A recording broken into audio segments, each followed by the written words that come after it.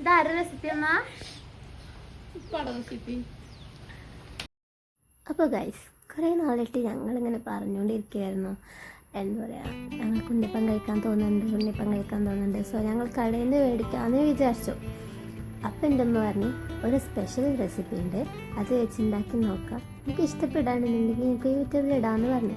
പക്ഷെ സംഭവം ഇത്ര കിടിലാവും ഞങ്ങൾ വിചാരിച്ചിട്ടില്ല. നമുക്ക് റെസിപ്പിയിലോട്ട് പോകാട്ടോ. ഇതിനായി ആദ്യം തന്നെ ഒരു പാത്രത്തിലേക്ക് 2 നാഴി പച്ചരി ഇട്ട് വെക്കുക. എന്നിട്ട് അതൊരു 4-5 മണിക്കൂർ നേരത്തേക്ക് വെള്ളത്തിൽ കുതിർത്ത് വെക്കുക കേട്ടോ. കുതിർത്ത് വെക്കുക പറയുമ്പോൾ 2 വട്ടം കഴുകി കഴിഞ്ഞിട്ട് അതിൻ്റെ നേരെ മേലൊക്കെ വെള്ളം ഒഴിച്ചിട്ട് ഒരു 4 to 5 മണിക്കൂർ കുതിർത്ത് വെക്കുക. ഇനി നമുക്കതിലേക്ക് 2 അച്ച് ശർക്കര ഇട്ട് കൊടുക്കാം. ഞാൻ 2 അച്ച് പറയുമ്പോൾ ഇതുപോലെ ഞങ്ങൾക്ക് ശർക്കര കിട്ടല് ബാലവാടിയിൽ നിന്ന് കിട്ടുമ്പോൾ ഇതുപോലെ കിട്ടല്. അപ്പോൾ ഒരു ഉണ്ടും പിന്നെ പോലെ ചെറിയൊരു പൊട്ട ഇട്ട് കൊടുത്തിട്ടുള്ളത്. അങ്ങനെ നോക്കുക വെച്ചാൽ നിങ്ങളുടെ മധുരം അനുസരിച്ച് ഇട്ട് കൊടുത്തോളി, അതായത് 3 അച്ചോ അങ്ങനെ. എന്നിട്ട് അതിലേക്ക് 1.5 കപ്പ് വെള്ളം ഒഴിച്ചിട്ട് അലിയിച്ചെടുക്കുക. ശേഷം ഒരു മിക്സീൻ്റെ ജാറിലേക്ക് നമ്മൾ നേരത്തെ കുതിർത്ത് വെച്ചിരുന്ന അരി ഇട്ട് കൊടുക്കുക. ശേഷം ഒരു അരിപ്പ വെച്ച് അതിലേക്ക് നേരത്തെ നമ്മൾ അലിയിച്ചെടുത്ത ശർക്കര പാനി ഒഴിച്ചു കൊടുക്കുക. നമ്മളിങ്ങനെ അരിപ്പ വെച്ചിട്ട് അരിച്ചെടുക്കണത് എന്തുകൊണ്ടാണെന്ന് വെച്ചാൽ നമ്മൾ അലിയിച്ചിക്കണമെന്നുണ്ടെങ്കിലും അതിൽ കരടുണ്ടാവും. ഞാൻ ശർക്കര അലിയിച്ചാൽ അതിൽ കരടുണ്ടാവും, അപ്പോൾ പെടാതിരിക്കാൻ വേണ്ടിയിട്ടാണ്. പിന്നെ കൂടെ നമ്മൾ ഒരു 3-4 ചെറിയുള്ളി ഇട്ട് കൊടുക്കുന്നുണ്ട്. കൂടെ ഒരു ടേബിൾ സ്പൂണ് ചെറുജീരകം, നല്ല ജീരകം എന്നും പറയും, ഇട്ട് കൊടുത്തിട്ടുണ്ട്.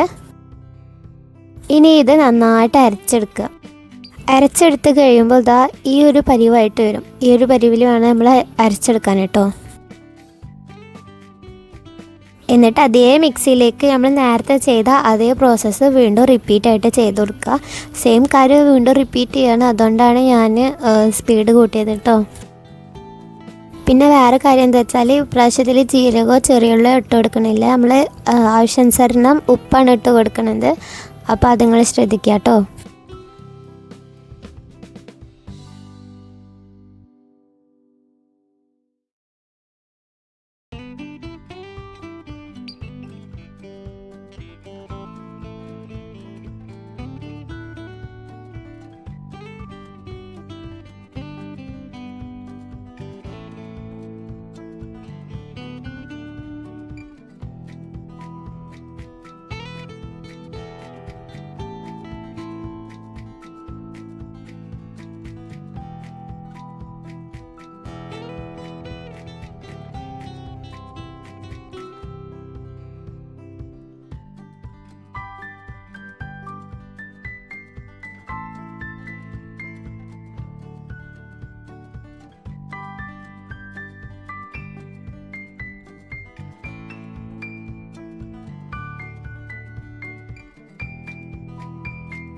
അപ്പോൾ നമ്മുടെ മാവ് ഇവിടെ ഓൾമോസ്റ്റ് റെഡിയായി വന്നിട്ടുണ്ട്.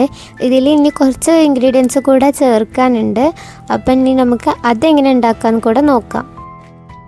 അതിനെ ആദ്യം നമ്മളൊരു ഫ്രൈ പാൻ അടുപ്പത്ത് വെച്ച് ചൂടാക്കി എടുക്കുക. ചൂടായി വന്നു കഴിഞ്ഞാൽ അതിലേക്ക് നമ്മൾ 2 ടേബിൾ സ്പൂൺ നെയ്യ് ഇട്ട് കൊടുത്തിട്ടുണ്ട്.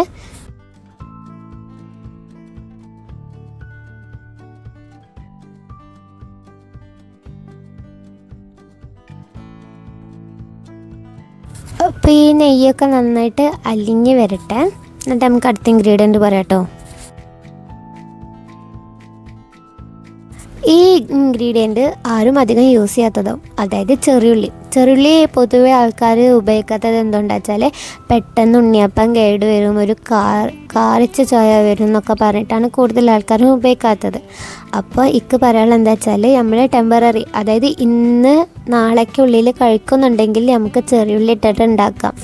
നല്ല ടേസ്റ്റാണ്, നല്ല ടേസ്റ്റ്. നമ്മൾ ഇത് കുറേ ദിവസം ഉണ്ടാവില്ല അല്ലെങ്കിൽ കുറേ ദിവസം നിൽക്കില്ല എന്ന് പറഞ്ഞിട്ട് ഉണ്ടാക്കാതെ ഇരിക്കണ്ട, നമുക്ക് ഇന്ന് കഴിക്കാതെ ഉണ്ടാക്കാമല്ലോ. നല്ല ടേസ്റ്റാണ്. അത് ചെറിയുള്ളി ഒഴിവാക്കുന്നത് പൊട്ടത്തരാന്ന് തന്നെ ഞാൻ പറയുള്ളൂ. കാരണം ചെറിയുള്ളി ഇട്ട് കഴിഞ്ഞാൽ നല്ല ടേസ്റ്റാണ്. ഈ കടയിൽ നിന്ന് മേടിക്കണ ഉണ്ണിയപ്പം പോലെയല്ല നമ്മുടെ ഈ ചെറിയുള്ളിയൊക്കെ ഇട്ട് ഉണ്ടാക്കണത്. അല്ല, ചെറിയുള്ളി ഇഷ്ടപ്പെടാത്ത ആൾക്കാരും ഉണ്ടാവും, പക്ഷെ ഞാൻ പറയാം, കാരണം എന്തൊരു പ്രത്യേക ടേസ്റ്റ് പോലെ എനിക്ക് തോന്നി. ഞാൻ ഉണ്ണിയപ്പം കഴിക്കലുള്ള ഒരാളാണെന്നുണ്ടെങ്കിലും ഇതൊക്കെ ഭയങ്കര നല്ല ടേസ്റ്റി ആയിട്ട് തോന്നി. അപ്പം ഞാൻ അത് ഷെയർ ചെയ്യാൻ വിചാരിച്ച് പറഞ്ഞതാണ്.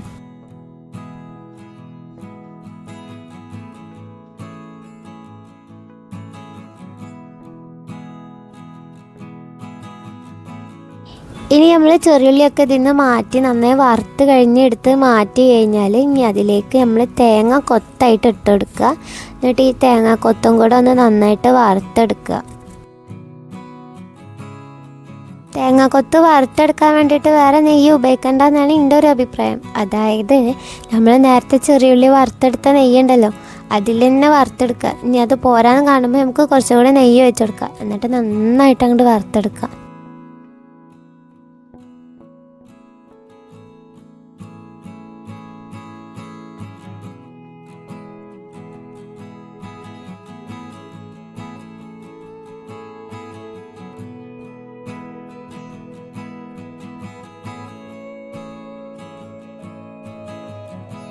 ഈ തേങ്ങാക്കൊത്ത് വറുത്തെടുക്കുന്നതിൻ്റെ കൂട്ടത്തിൽ ഞങ്ങൾ 1 ടേബിൾ സ്പൂണ് ചെറിയ ജീരകം, അതായത് നല്ല ജീരകം ഇട്ട് കൊടുത്തിട്ടുണ്ട്. എന്നിട്ട് ഇത് നന്നായിട്ടൊന്ന് ഇളക്കി കൊടുക്കുക, ഇളക്കി യോജിപ്പിച്ച് കൊടുക്കുക.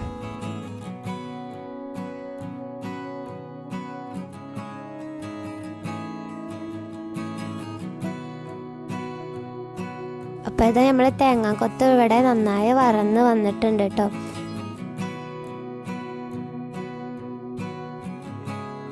അപ്പോൾ ഇതാണ് നമ്മളെ മാവിൻ്റെ കൺസിസ്റ്റൻസി പറഞ്ഞു കഴിഞ്ഞാൽ, അതായത് നല്ല കട്ടിയിൽ നല്ല സ്മൂത്തായി വന്നിട്ടുണ്ട്.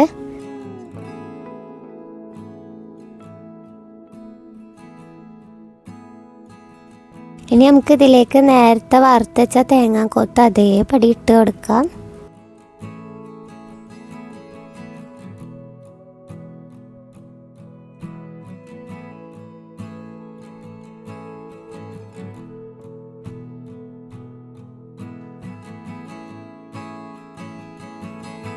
അതേപോലെ നമ്മൾ നേരത്തെ വറുത്ത് വെച്ചിട്ടുണ്ടായിരുന്ന ചെറിയുള്ളിയും കൂടെ ഇട്ട് കൊടുക്കുക. ഇനി ഇതിൽ ഓപ്ഷണലായിട്ടുള്ള ഒരു ഇൻഗ്രീഡിയൻ്റ് ആണ് ഈ വെളുത്ത എള്ള് എന്ന് പറയുന്നത്. അപ്പം അതിനൊരു വേറെ തന്നെ രുചിയാണ്. അപ്പം നിങ്ങൾക്ക് ഇതേപോലെ ഉണ്ടാക്കണമെന്നുണ്ടെങ്കിൽ എള്ള് ഇട്ട് കൊടുക്കുക. ഇനി അല്ല നിങ്ങൾക്ക് നിങ്ങളുടെ രീതിയിൽ ഉണ്ടാക്കണമെന്നുണ്ടെങ്കിൽ എള്ള് ഇട്ട് കൊടുക്കൽ നിർബന്ധം പറയുന്നില്ല കേട്ടോ. നമുക്ക് നന്നായിട്ട് മിക്സ് ചെയ്ത് കൊടുത്തിട്ട് നമുക്ക് നേരെ പൊരിക്കാൻ വേണ്ടിയിട്ട് പോവാം. ഇനി ഇതിൽ വേറെ കാര്യമുണ്ട്, നമ്മൾ വെളിച്ചെണ്ണയാണ് ഒഴിച്ചു കൊടുക്കുന്നത്. വെളിച്ചെണ്ണ മാത്രമല്ല, വെളിച്ചെണ്ണ ഒഴിച്ചു കൊടുത്തൊന്ന് ചൂടായി വരുമ്പോൾ ഞങ്ങൾ അതിലേക്ക് നെയ്യും കൂടെ ഇട്ട് കൊടുക്കുന്നുണ്ട്. അതായത് 1 ടേബിൾ സ്പൂൺ നെയ്യ് ഇട്ട് കൊടുക്കുന്നുണ്ട്. ഇനി വേറെ കാര്യങ്ങൾ ശ്രദ്ധിക്കേണ്ടത് എന്താ വെച്ചാൽ, ഇതിലുള്ള എല്ലാ വട്ടിലും മൊത്തം എണ്ണ ഒഴിച്ച് കൊടുക്കരുത്. കാരണം എന്താ വെച്ചാൽ നമ്മളിത് പൊരിക്കാൻ വേണ്ടിയിട്ട് മാവ് ഒഴിച്ച് കൊടുക്കുമ്പോഴേ ഈ എണ്ണ അങ്ങോട്ട് പൊന്തും. അങ്ങനെ പൊന്തി കഴിഞ്ഞാൽ പുറത്തേക്കൊക്കെ തെറിക്കാൻ ചാൻസ് ഉണ്ട്.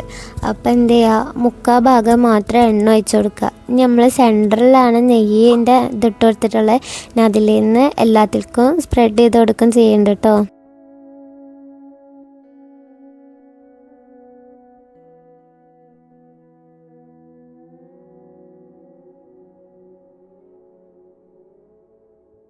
ഇനി നമുക്ക് എന്ത് ചെയ്യുക, നമുക്ക് മാവ് വെച്ചിട്ട് ഉണ്ണിയപ്പം പൊരിച്ചെടുക്കുക. ഈ ഉണ്ണിയപ്പത്തിൻ്റെ മാവ് ഒഴിച്ചിട്ട് ഒന്നിട്ട് മൊരിഞ്ഞ് വരുമ്പോൾ ഒരു സ്മെല്ലുണ്ട്. അതായത് ഞങ്ങൾ റൂമിലിരിക്കുമ്പോൾ റൂം വരെ മണത്തിട്ട് ഞങ്ങളെല്ലാവരും കൂടെ അടുക്കളയ്ക്ക് എണീറ്റ് വന്ന് അടുക്കളയത്തെ റാക്കുമ്പോൾ ഇരിക്കായിരുന്നു, പൊരിച്ചാലേ ചൂട് കൊടുക്കണേ കഴിക്കാൻ വേണ്ടിയിട്ട്. കാരണം എന്താ വെച്ചാൽ ഞങ്ങൾക്ക് ഓൾറെഡി ഉണ്ണിയപ്പം കഴിക്കണം എന്നുള്ള ആഗ്രഹം നല്ല ഉണ്ട്. അപ്പം മേടിക്കാച്ചിരി നോക്കുമ്പോൾ മേടിക്കണം നോക്കിയാൽ പക്ഷെ ഒരു എന്താ പറയുക, നമുക്ക് തൃപ്തിയില്ലാത്തൊരു ഇതുപോലെ. ഇൻസ്റ്റൻ്റായിട്ട് കഴിക്കുകയാണെങ്കിൽ കുഴപ്പമില്ല, നമ്മൾ എന്താ പറയുക, നമ്മൾ വീട്ടിലുണ്ടാക്കണ രുചി കിട്ടണില്ല. അപ്പം ഉണ്ടാക്കി തരാ പറഞ്ഞു. അങ്ങനെ അപ്പം ഈ സ്മെല്ല് വരുമ്പോഴേ നമ്മൾ താനെണീറ്റ് പോവും കഴിക്കാൻ വേണ്ടിയിട്ട്. അപ്പം ഞങ്ങളങ്ങനെ അടുക്കളയിൽ പോയി ഇരുന്ന് കുറേ കഥകൾ പറഞ്ഞ്, ഉമ്മ പൊരിക്കും, ഞാൻ പൊരിക്കും, താത്ത പൊരിക്കും. അങ്ങനെ ശരിക്കും പറയുകയാണെങ്കിൽ ഇതൊക്കെ ഓരോ ഗുഡ് മൊമെൻറ്റ്സാണ്. അതായത് ഇങ്ങനെ വർത്താനം പറയണത്. പിന്നെ ഈ ഉണ്ണിയപ്പത്തിൻ്റെ റെസിപ്പി എന്ന് പറയുമ്പോൾ എൻ്റെ ഉപ്പാൻ്റെ റെസിപ്പിയാണ്. അപ്പോൾ ഞങ്ങൾ ആ കാര്യങ്ങളെല്ലാതും ഇങ്ങനെ പറയായിരുന്നേ.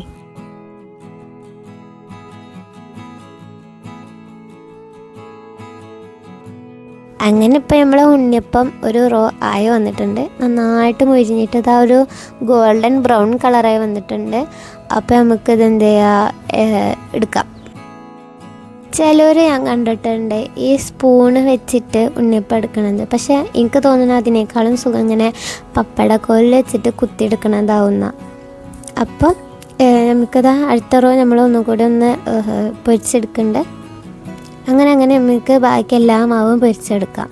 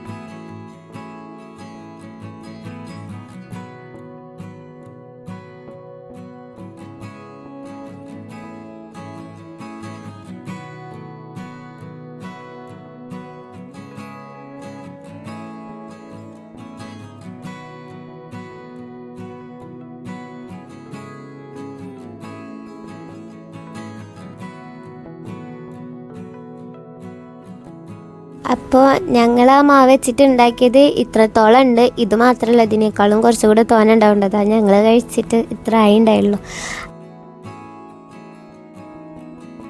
അപ്പോൾ എല്ലാവരും ഇത് ട്രൈ ചെയ്യുക. ഞാൻ ഈ ഉണ്ണിയപ്പത്തിൻ്റെ മൊരിഞ്ഞ സൗണ്ട് കേൾപ്പിക്കണം വിചാരിച്ചു. പക്ഷേ എൻ്റെ വീടിൻ്റെ അപ്പുറത്ത് ഭയങ്കര വീട് പണിയൊക്കെ ആയതുകൊണ്ട് മൊരിഞ്ഞ സൗണ്ട് കേൾപ്പിക്കാൻ പറ്റുന്നില്ല. അപ്പോൾ ഞങ്ങളിത് കൊലാത്തുമ്മ ഇരുന്നിട്ടാണ് ഞങ്ങൾ ചായടിക്കൊക്കെ ചെയ്തിരുന്നത്. അപ്പോൾ ഈ മഴയുടെ തണുപ്പും ആ പുതുമഴയുടെ മണവും ഈ കട്ടൻ ചായയും അത് പുതിന അല്ലെങ്കിൽ ഏലക്കായിട്ട കട്ടൻ ചായയും ഈ ഉണ്ണിയപ്പം എല്ലാം കൂടെ ഒരു നല്ല റൈറ്റ് ആംബിയൻസ് ആയിരുന്നു.